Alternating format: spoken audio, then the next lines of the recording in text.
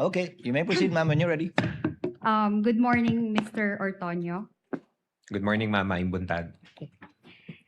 Earlier, you said or you confirmed that no PFP or the no PFP was attached to the August 2022 letter request of the OVP to the DBM.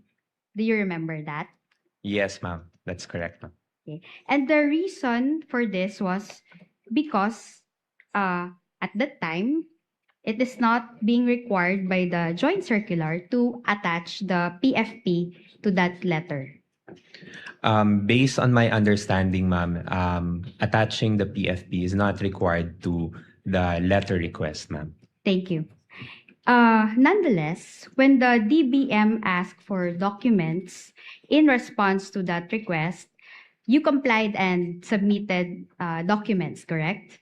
Yes, that's correct, ma'am. And you submitted those documents through your letter dated September 9, 2022. Yes, through our transmittal letter to the DBM. Thank you. And the DBM, in fact, accepted your subsequent transmittal. Yes, that's correct, ma'am.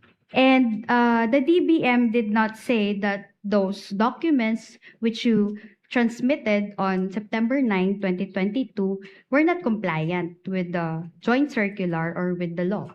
We did not receive any comment, ma'am, regarding the submitted PFP. And the DBM, in fact, did not reject your submission. No, ma'am, we did not receive any comment from the DBM. And you confirm also that you will confirm also that the DBM even recommended the approval of your request to the Office of the President after your submission of those documents, correct? Yes, ma'am, that's correct, ma'am. And your request for additional budget was actually approved by the Office of the President. That's correct, ma'am. And in the process of approving your request for additional budget, no issue whatsoever was raised by either the DBM or the Office of the President regarding the documents that you submitted. We did not receive any comment regarding the submissions that we've made. Thank you.